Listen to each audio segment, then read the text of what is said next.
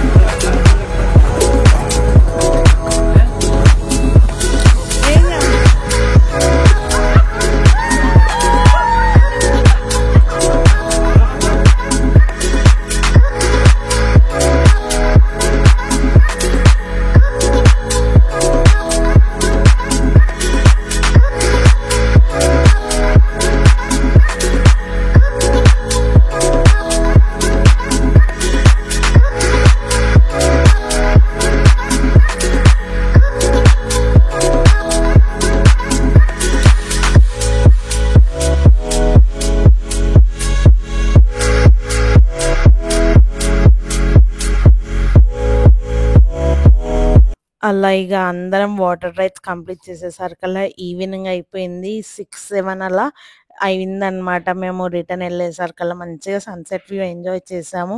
ఇక రూమ్స్కి వెళ్ళిపోయి కాసేపు మంచిగా రెస్ట్ తీసుకొని నైట్ 10 కల్లా బయటకు వచ్చి ఇక డిన్నర్కి అయితే ఒక రెస్టారెంట్కి వెళ్ళామన్నమాట. రెస్టారెంట్ ఎంత బాగుందో అసలు, టేస్ట్ కూడా చాలా బాగుండే అనమాట. లైక్ మన హైదరాబాదీ స్పైసెస్ వచ్చాయన్నమాట ఆ ఫుడ్లో. సో అందరము ఫుడ్ తింటూ అలా టైం స్పెండ్ చేసాము. ఇక మన లాస్ట్ డే ఇన్ గోవా కాబట్టి ఇక గోవా అయిపోయాక మళ్ళా మార్నింగ్ మనమైతే రూమ్ చెక్అవుట్ చేసేసి మన నెక్స్ట్ ప్లేస్కి అయితే రెడీ అవుతున్నాం అనమాట.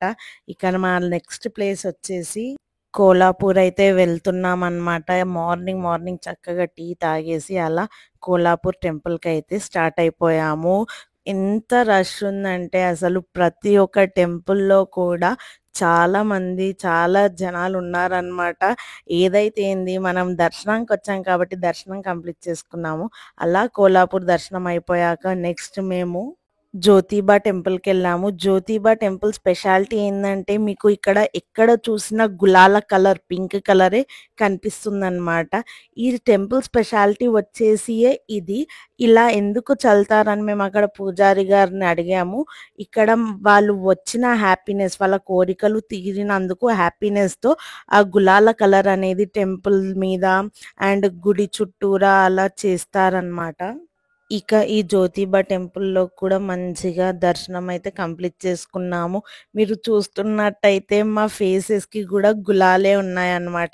అక్కడ పూజారులు ఆ గులాల కలరే పెడతారనమాట బొట్టుకి. ఇంకా రిటర్న్‌లో వెళ్ళేటప్పుడు అక్కడ ప్రసాదాలు తీసుకున్నామన్నమాట. టెంపుల్ నుండి మనం ప్రసాదాలు తీసుకుంటాం గదా! అలా కంప్లీట్ చేసేసుకొని నెక్స్ట్ డే వచ్చేసి మనము పండల్పూర్ వెళ్ళామన్నమాట మార్నింగే. పండల్పూర్ కూడా మేము మోస్ట్లీ ఎలా ప్లాన్ చేసామంటే నైట్ జర్నీ ప్లాన్ చేసాము. సో దట్ మనకి టైం సేవ్ అవుతుంది. ఇక మార్నింగే దర్శనాలు కూడా త్వరగా కంప్లీట్ అయిపోతాయని మార్నింగే దర్శనాలు అయ్యేటట్టు ప్లాన్ చేసుకున్నాము. ఇక పండల్పూర్‌లో కూడా మంచిగా చక్కగా దర్శనం కంప్లీట్ చేసేసుకున్నాము. ఇక అలా పండల్పూర్‌లో దర్శనం అయ్యాక మేమైతే తుల్జాపూర్‌కి స్టార్ట్ అయిపోయామన్నమాట. అమ్మవారి టెంపుల్. ఈ అమ్మవారి దగ్గర మేము వెళ్ళేసరికల్లా అక్కడ అమ్మవారు వచ్చేసి పడుకొని ఉన్నారంట. కొన్ని సర్టెన్ డేస్‌లో అమ్మవారు పడుకుంటారంట. అప్పుడు ఇంకా పవర్‌ఫుల్ ఉంటదంట అమ్మవారు. మాకు తెలియక అదే టైంకెళ్ళాము. మంచిగా కలిసొచ్చింది. ఇక తుల్జాపూర్‌లో కూడా దర్శనం అయిపోయాక నైట్ ఇంటికైతే రీచ్ అయిపోయాము హైదరాబాద్‌కి. అక్కడ ఆ రోజు డ్యాడీ బర్త్‌డే ఉండడంతో సో డ్యాడీ బర్త్‌డే కూడా చక్కగా సెలబ్రేట్ చేసేసుకున్నాం. సో ఫైనల్గా చూసేసారు కదా మేము ఎలా ఎంజాయ్ చేసాము. సో మీకు కనుక నా వ్లాగ్స్ నచ్చినట్టయితే don't forget to like, share, comment and subscribe to Aarti Kotagiri YouTube channel.